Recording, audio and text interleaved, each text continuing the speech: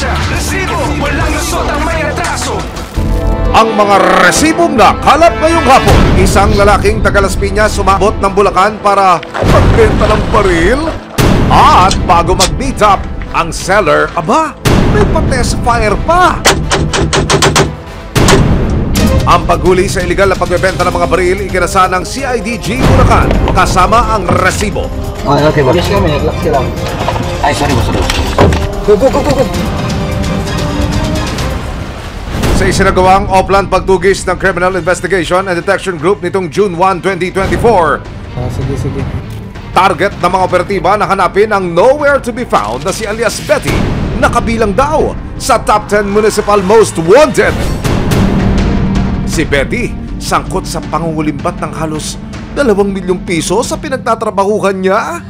Paano? Ano ang katotohanan sa likod ng pagtagay di umano ng milyones ng dating empleyado?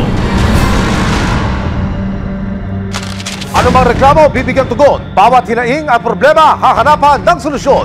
Ito ang bago ninyong sandigan, hindi palalampasin ang mga tiwali at maling gawi. Dito, walang ligtas ang abusado at lalong walang lusot ang may atraso. Dahil ang lahat, hahanapan natin ang resibo. Magandang hapon, ako po si Emil Sumangil. Sumama ang resibo sa tinaguriang Oplan Paglalansang Omega, isang buy-bust operation para tugisin ang mga sangkot di umano sa iligal na kalakalan ng dilisensyadong mga baril sa Giginto, Bulacan. Matimbog na kaya sila ng mga otoridad? Problema sa iba't ibang lugar sa Pilipinas ang loose firearms o mga hindi lisensyadong baril na karaniwang ginagamit sa samut-saring krimen. Dahil dito, inilunsad ng Philippine National Police ang Oplan Paglalansag Omega para maaresto ang mga nasa likod ng pagbebenta at paggamit ng mga illegal na firearms. June 7, 2024, nagsagawa ng operasyon ng CIDG, Regional Field Unit ng Bangsamoro Autonomous Region. Ang kanilang target, isa sa pinakamatinik daw na gun runner sa Lanao del Sur. Maya-maya pa, naispata na ng mga operatiba ang ilang lookout ng grupo.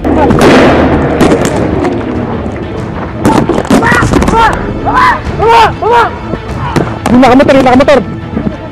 Nang mamataan ang mga target, 2 M14, isang M16 at mga magasin at bala ang nakuha sa mga suspect.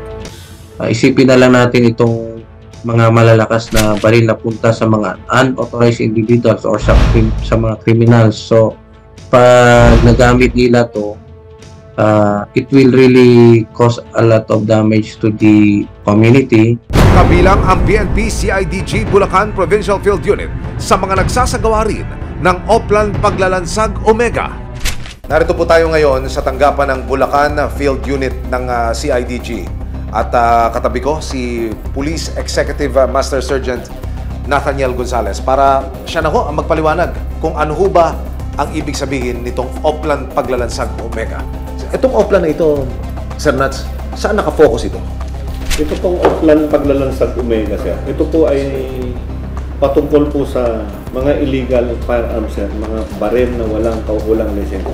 In case po na nahuli na yung tao, i-verify po sa Firearms Division. Halimbawa po, wala po siyang kaukulang lisensya patungkol sa baril. Opo. Eh, masasambahan po sila ng kaso ng violation of RA 10591, sir. Isang gunsmith mula Las Piñas dumarayo pa ng Bulacan para magbenta ng baril.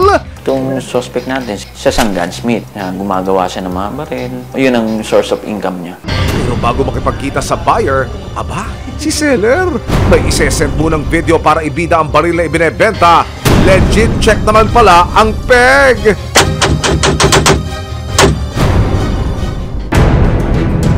Sa palitan ng messages ng target at ng mga pulis, agad itong kumagat sa bitag ng mga operatiba. Through series ng conversation, na-confirm natin talaga na pumayag na siya na makipag-meet sa isang lugar. Pinano na namin kung paano isasagawa itong buy-bust operation natin. Sa investigasyon po ng CIDG, bago bitawan ng seller ang baril o bago magkabayaran, nagpapadala muna siya ng parabang test video ng baril na kanyang ibinebenta. Narito po ang isang halimbawa. Isang 9mm na baril ang ibinenta sa undercover police officer. Narito po yun. Tumunog rapido. Ika nga ng mga pulis parang machine gun. Ang ipinag-aalala po nila kung mapunta ito sa isang komunidad at mapunta sa kamay ng hindi nararapat at hindi otorisado. Yung peligrong dulot nito sa mga tao. Para matigil na ang suspect sa pagbebenta ng illegal firearms May 28, kasama ang resibo, nagkasa ang CIDG Bulacan ng buy-bust operation para madakip ang lalaki nang magkasundo sa meeting place. It's go time! Makikita sa video ang paghihintay ng mga pulis sa isang gasoline station. Maya-maya pa, isang puting sasakyan ang dumating at lumabas ang isang pamilyar na muka. Confirmed, siya na nga ang suspect.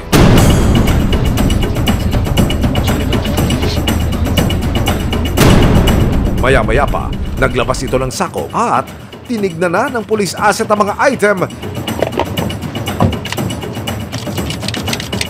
Nang makitang kumpleto ang order, nagpalitan na ng mark money ang police asset at ang suspect at nang tanggapin ng suspect ang pera na nagkakahalaga ng 106,000 pesos.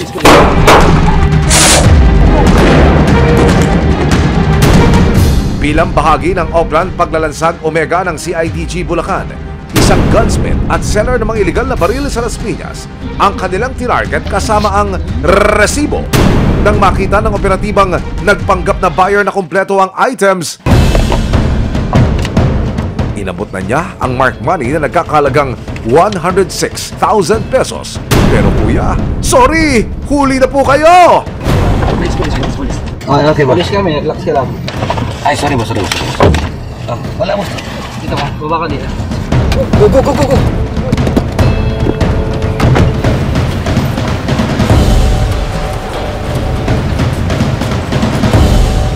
Ang mga nakumpiska sa suspect, isang 9mm pistol na walang serial number, 3 magazine at 50 bala.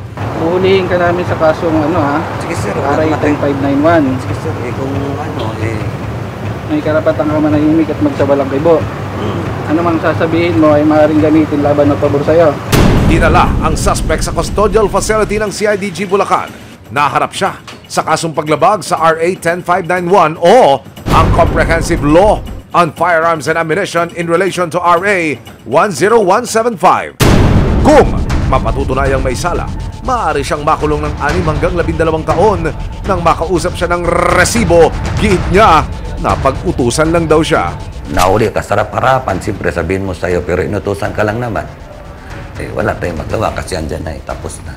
Bali, Godspeed kasi ako, sir, yung may-ari ng baril, pumunta doon sa akin. Sabi niya, ipa-deliver dito. Eh, siyempre kakilala niya. Dineliver ko. Ayun ang ganito nangyari. Ang CIDG po ay tuloy-tuloy yung campaign namin against loose firearms to avoid magamit pa yung mga baril na to sa mga krimen at sa mga hindi magandang gawain. Ihinto na natin to kasi wala rin talagang magandang idudulot to sa atin. Umiwas din tayo sa mga illegal na gawain. Sa patuloy na pagtugis ng mga otoridad sa illegal na kalakalan ng loose firearms sa bansa, tanging ang kaligtasan ng mga komunidad ang isinasaalang-alang.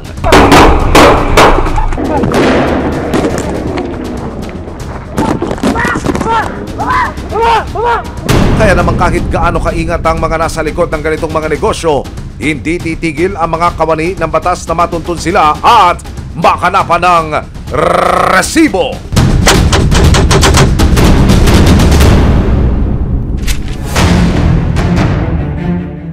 Paano kung ang pinagkakatiwalaan mong mga empleyado ang siya mismong kumukupit sa kita ng negosyo mo? Hindi lang basta kupit ng mga barya, kundi milyong-milyong halaga ng kita.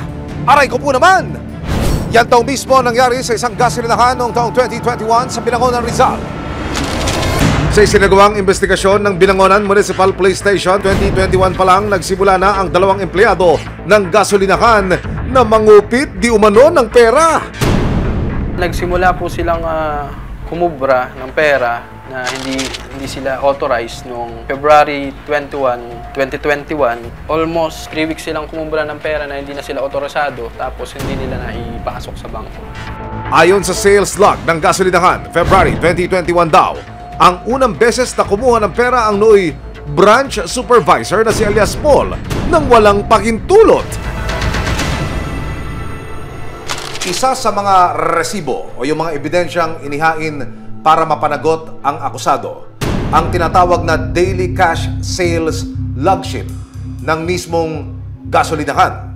Sa isa sa mga dokumento, makikita po ang pirma ng akusado. Pagpapatunay di umano na na-release ang stock o yung produkto mula sa gasolinahan, pero ang sinasabing problema, hindi raw nakapag-remit ang akusado doon sa mismong kumpanya. Nakasaad din po sa dokumento yung halaga ng perang nakuha ng akusado. Naganap po ang 3 transaksyon mula po noong Pebrero hanggang Marso. Ang total na halaga ng nakuha ng mga akusado lumalabas humigit kumulang 1.5 million pesos. What? 1.5 milyong piso? Sa loob ng 3 linggo? Kwento ni Ana, hindi niya tunay na pangalan na siyang head supervisor ng gasolinahan at katrabaho ni Paul noon. Napansin daw niya ang tila pagiging maluwag ni Paul sa pera noong mga panahon na iyon. May one time na pumupunta sila dito ng Batangas, may kasama siya nakamotor. Umiikot-ikot sila kung saan-saan kumakain sa labas.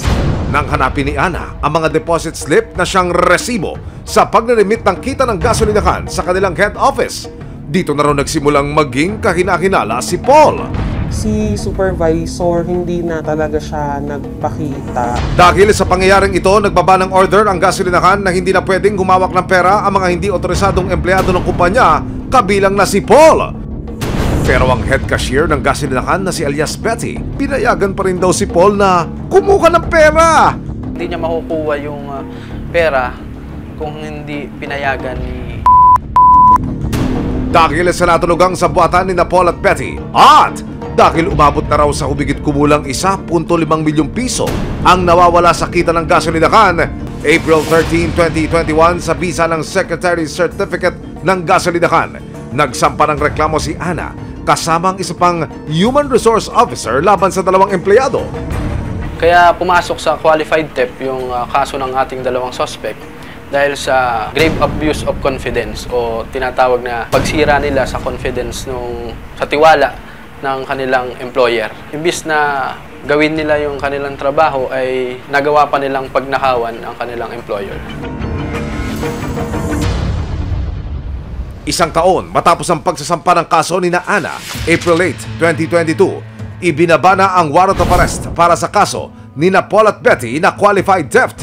Pero ang 2 suspect na tila nag-ala Bonnie and Clyde, hindi na raw makita. Hindi na sila pumapasok simula nung maimbestigahan ng gasoline station yung pagkawala ng kanilang pera. Actually, yung address na binigay o aming nakuha nung una ay dun sa Bulacan. Ngunit nung nag-conduct kami ng research, napag-alaman namin na yung ating pangalawang suspect ay nakatira dito sa bandang Rizal. Nung lumapag yung tropa doon, may nakuhang impormasyon na hindi pala siya ulit doon nakatira. June 1, 2024, nagkaroon na ng linaw tungkol sa lokasyon ng isa sa mga suspect. Kasama ang resibo, nagtungo ang CIDG DSOU sa Tanay Rizal para arestuhin si Betty.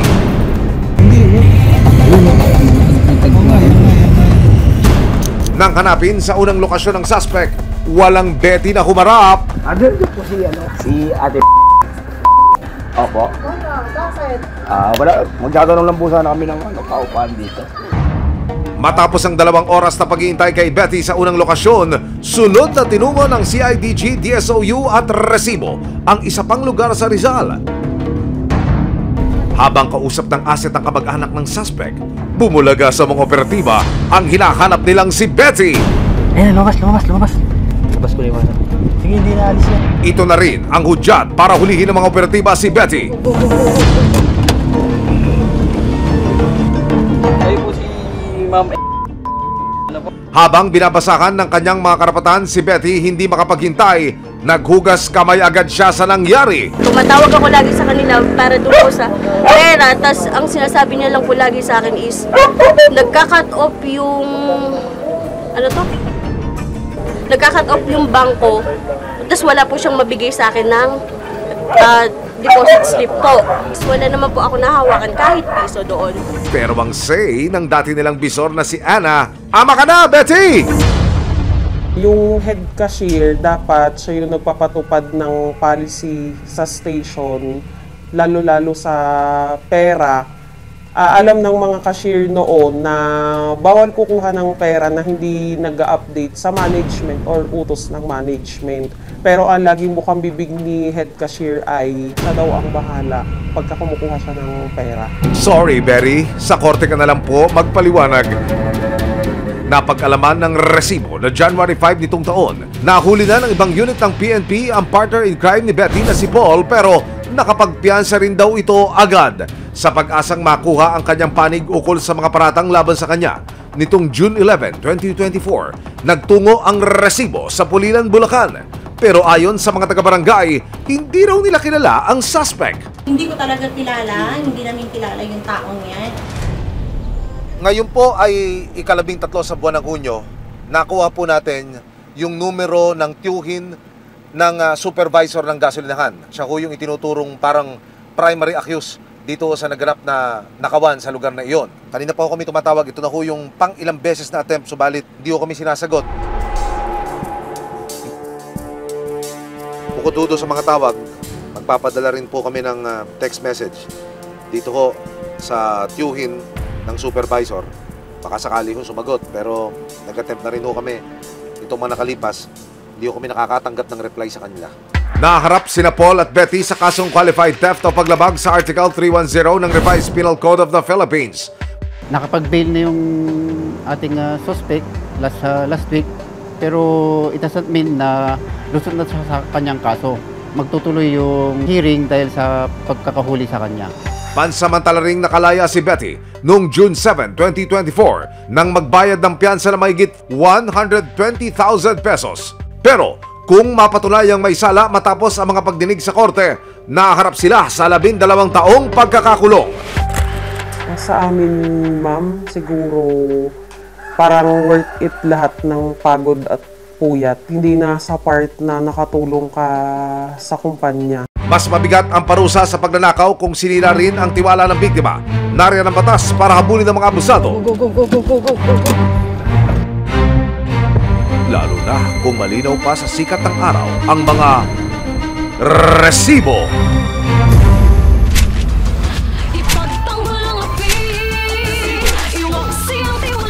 Sama-sama nating ituwid ang tiwali at baluktot. Itakwil ang maling gawi at modus na bulok. Walang ligtas ang abusado at lalong walang lusot ang may atraso. Dahil ang lahat, hahanapan natin ang resibo. Hanggang sa muli, ako po si Emil Sumangil. May aksyon, may ebidensya, resibo, walang lusot ang may atraso. Maraming salamat sa panonood, mga kapuso. Para masundan ang mga reklamong nasolusyonan ng resibo, mag-subscribe lamang sa GMA Public Affairs YouTube channel.